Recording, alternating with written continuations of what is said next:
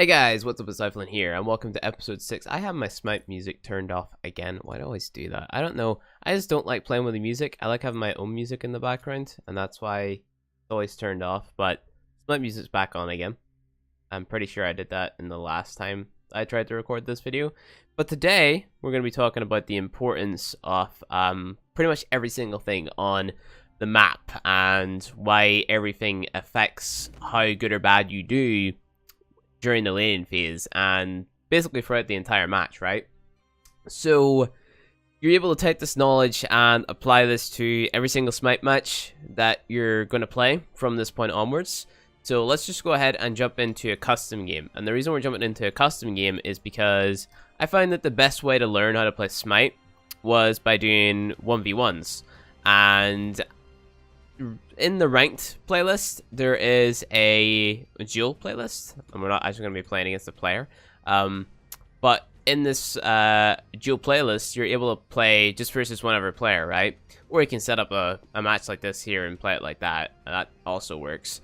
But you're able to play 1v1s, and I feel like 1v1s is the best way to find out what you're doing wrong. And by playing 1v1s, I was able to find out what I was doing wrong while I was playing Smite. So we're going to be playing as an ADC, or a hunter, known as Muzen Cab, as he is probably one of the best 1v1 chods, because he's able to sustain himself very well. Not that good in team fights, however. So, you know, he's decent if you're just playing on your own, and you're looking to carry a team, I guess. So in that regard, he's good. But we're basically just going to be talking about minion waves and jungle camps, and why it's super important to rotate and get those like as soon as possible, right? So we're going to be starting with Death's Toll and Boots. Common ADC start. Just buy some pots. Buy 4 for the sake of it. And then we're going to buy Purification because, you know, Fenrir can pick us up and throw us under the tower. But whenever we're playing on the Joust map, the Joust map has 3 jungle camps, so I'm going to ping them. So this is the attack damage. Here's a blue buff, and here is another blue buff. And it also has a bull demon, which is like a rare, not a rare, but a boss type, a jungle camp, I guess. So basically your job at the beginning of the match is to make sure that you out-farm your opponent. That means putting a little wave pressure, and also contesting that red camp and those blue camps, right? So what we want to do is we want to make sure that we apply as much wave pressure as possible, and we also want to make sure that we, in some way, shape, or form, get these buffs. Now you see, I just killed a small minion right there, right? So he died, and I got XP and gold from that. So just pay attention to the bottom of the screen. So I got 22 XP and 13 gold from killing those small camps. They are worth something, and because this Fenrir is pushing a little bit, I'm just going to go ahead and clear this wave. And whenever you kill these little camps here, or these little minions, you get 65 XP and 25 gold. Pretty important to pick those up. So let's not let this Fenrir kill me. He can stun me a little bit, heal up a little bit, and do a little bit of damage as well. So why not? Maybe kill him. Let's see. Like that. Yep, he's gonna die. There we go. So every single thing that you kill is going to give you XP and gold, especially the minion waves and especially those jungle camps. So it's important to get those camps, because as you guys can see right now, we're currently a level ahead of the Fenrir, because we've been getting those camps and we've been farming more efficiently. However, if you let the minion wave push into your tower and get past a certain point, which I'm going to show you, I'll put my little cursor on it. So this is your point right here, this little brown line. You won't get any gold for those minions who pass that little line. So, you know, it's important to get those. So what you want to be doing, just like if you were playing mid lane in the Conquest map, you want to be making sure that you do like, you do a wave, you keep that lane pressure up, and then you rotate and get those camps. This video really is only here to sort of show you how important it is to actually be doing that, and sort of keeping yourself in that loop of constantly clearing those waves and stuff. So I'm gonna clear the wave like so. Make sure you do it as fast as possible. Just gonna go ahead and ult that Fenrir, hopefully kill him. Yep, he's dead. So just make sure that you're using your wave clear to actually clear the waves that you're at, right? If you apply enough lane pressure, you're able to rotate and go into the enemy's camps and take them, implying that they're up.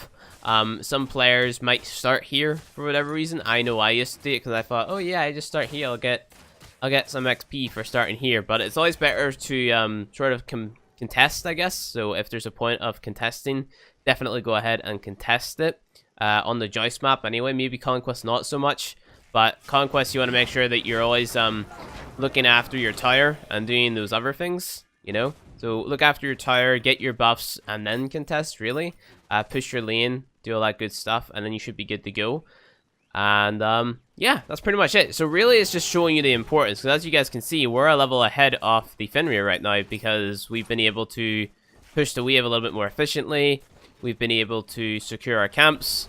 We're also been able to get kills on them because we're doing that, right? We're just stronger than them because we have more buffs and stuff like that there. So that's pretty awesome, right? And because our wave is pushed up, we can rotate, go into our camps, kill the small minions. So what I usually do is I would rotate in here, kill the small minions, and then go back, push the lane, and then come back and get the big guy.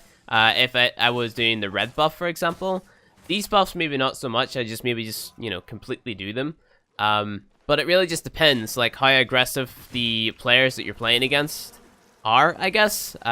Makes it so that you can, like, get your camps, if you know what I'm saying. So, like, if your opponents aren't that aggressive, you could probably get the entire camp, but if your opponents are pretty aggressive, then maybe just get 2 of the minions and then go back in the lane, push the lane, and then contest the camp, that type of thing. It's all about your timing and how efficiently you push and things like that there. So I'm going to go ahead and go back to base. Probably should have went back to base a lot earlier, but, you know, because we're playing against a, bot, it's pretty easy.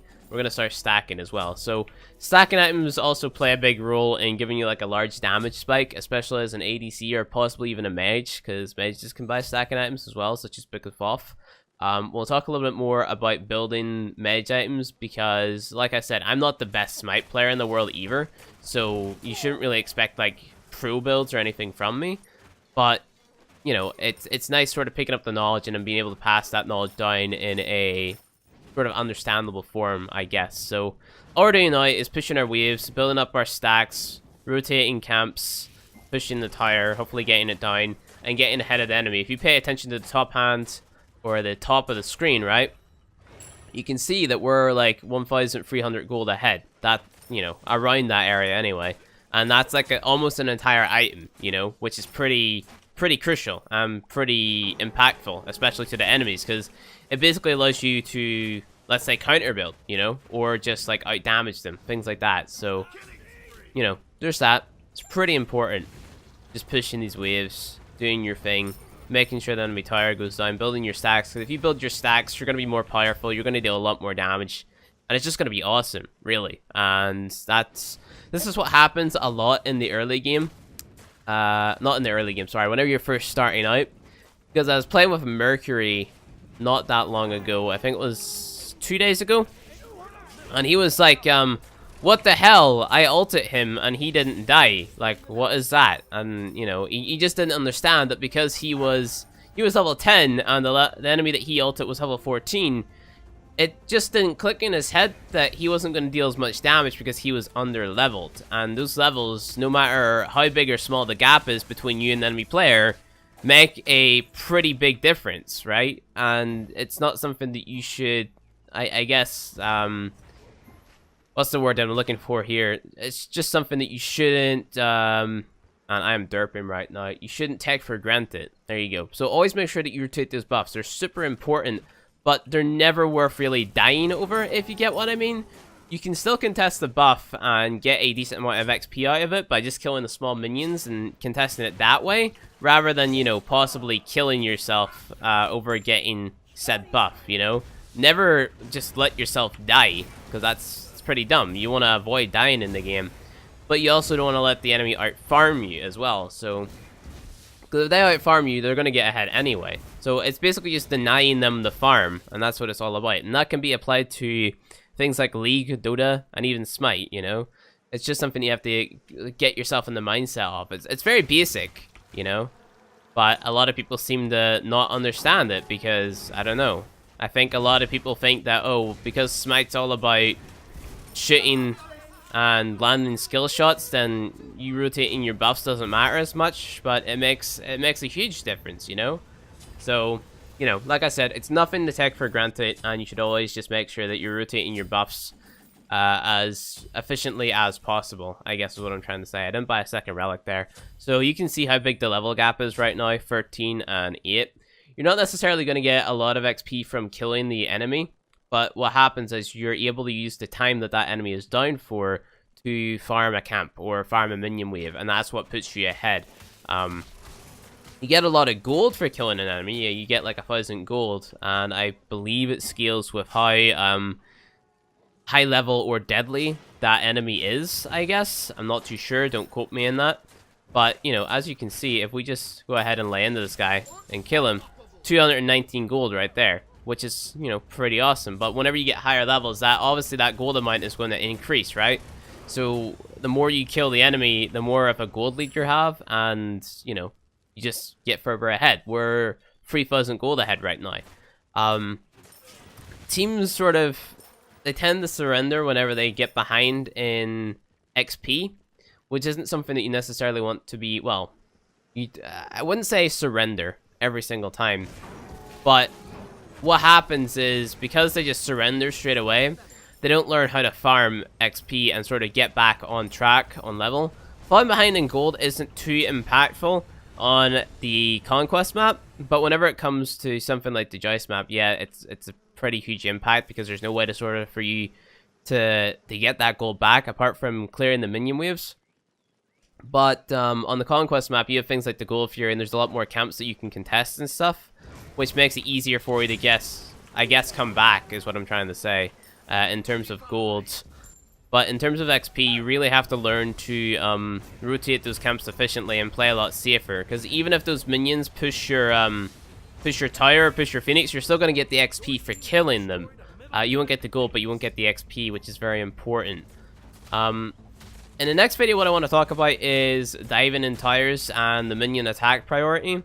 But we'll talk about that in the next video, because this one is about to be over, because we're currently pushing the enemy's tower, which, you know, is pretty awesome. And we won that because we were able to push that enemy back because of how good we were at rotating those camps. Obviously, it's a bot, so they won't contest, but it's all really about timing and learning when to go for the camp, when not to go for the camp, things like that. And yeah, that's really all it comes down to.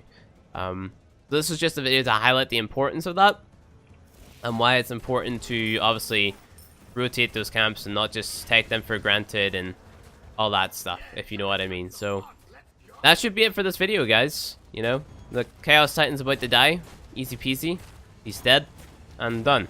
Simple. And that's how you win your matches. Make sure you farm super efficiently.